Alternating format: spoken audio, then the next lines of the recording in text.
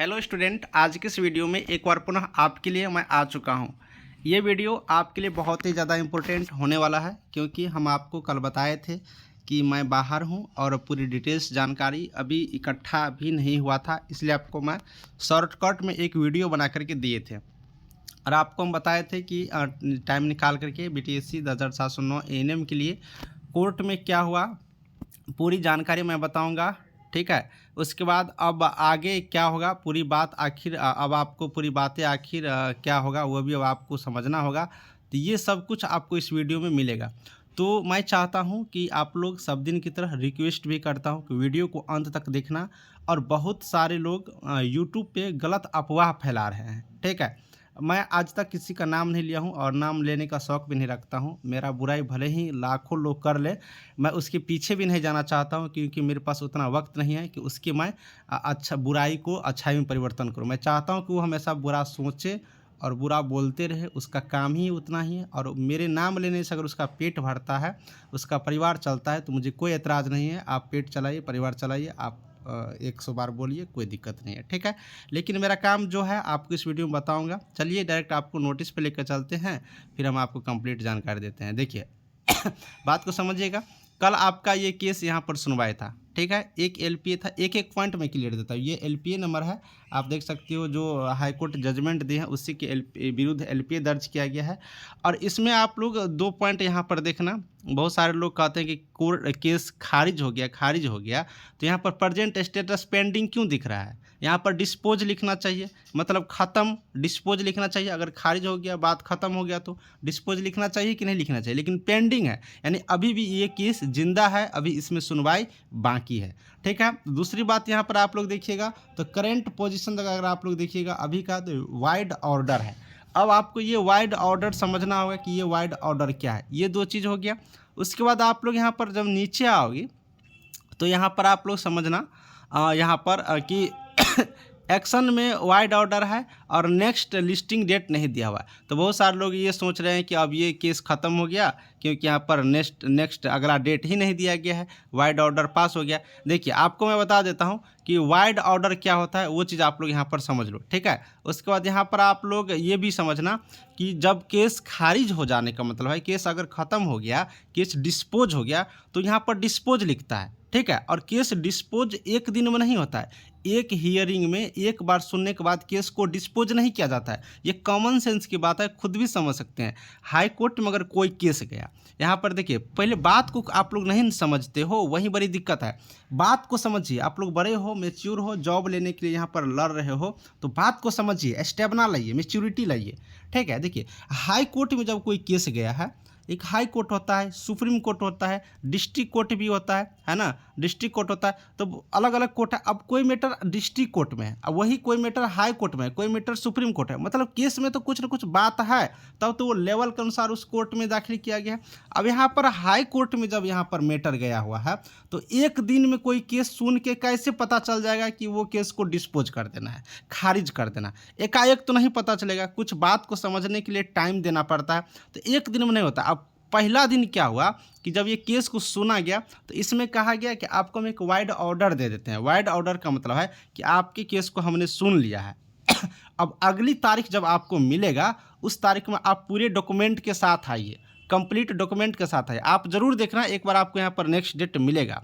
अब यहाँ पर नेक्स्ट डेट इसलिए भी नहीं मिला होगा, हो सकता है कि इस बीच में डेट खाली ना हो, या हो सकता है कि टाइम ले लिए होंगे कि सर मुझे इतना दिन का टाइम दीजिए, तो फिर से आपको डेट मिल जाएंगे। तो इसलिए नेक्स्ट डेट यहाँ पर लिस्टेड नहीं हुआ है, वो डेट आपको मिल जाएंगे। ठीक है, वाइड ऑर्डर का मतलब ये नहीं होता है कि केस आपको डिस्पोज है। केस अगर डिस्पोज होता है तो डिस्पोज हो जाता है।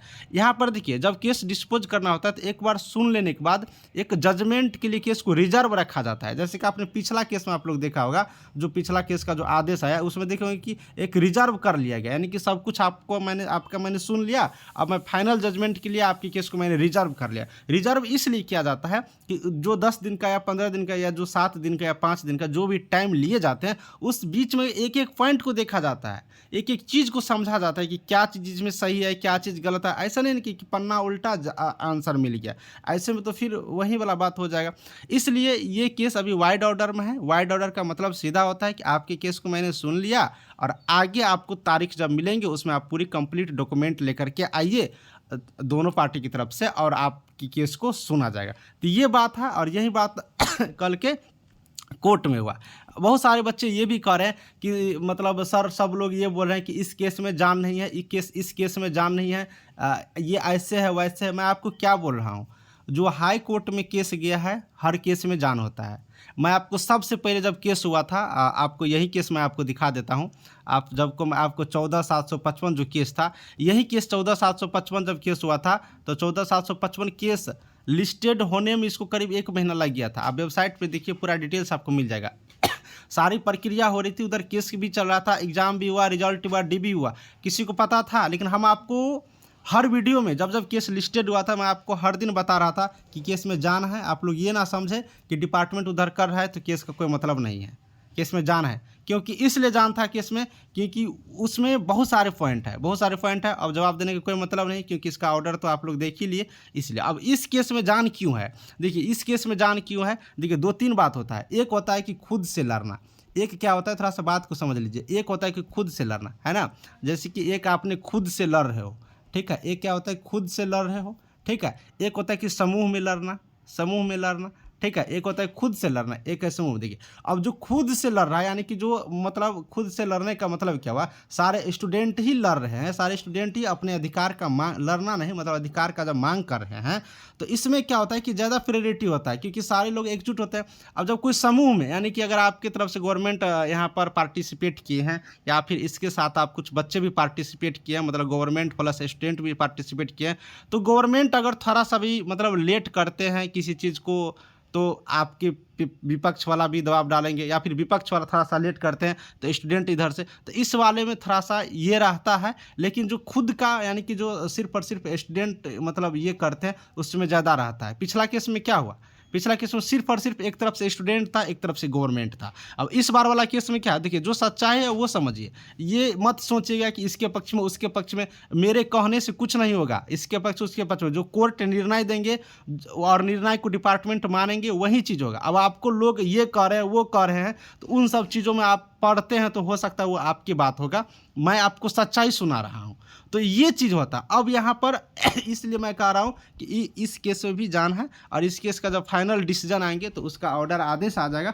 तब हम लोग देखेंगे कि क्या कुछ उसमें आते हैं। फिलहाल सब कुछ डिपेंड है पटना हाई कोर्ट पे। और पटना हाई कोर्ट हम लोग को जो आदेश पास करेंगे हम लोगों के लिए वो आदेश को फॉलो होगा, ठीक है। बाकी और भी न्यायालय है, अब जिसको जो मन करता है, सबका अधिकार दिया है हमारे संविधान में, सबको अधिकार है। सुप्रीम कोर्ट जाइए अनुच्छेद 32 है, हाई कोर्ट जाइए 226 है शायद, उसको देख लीजिएगा।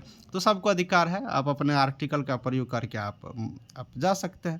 तो ये सारे बातचीत था, मैं आपको लगभग पूरे डिटेल्स में कहानी सुनाया हूँ।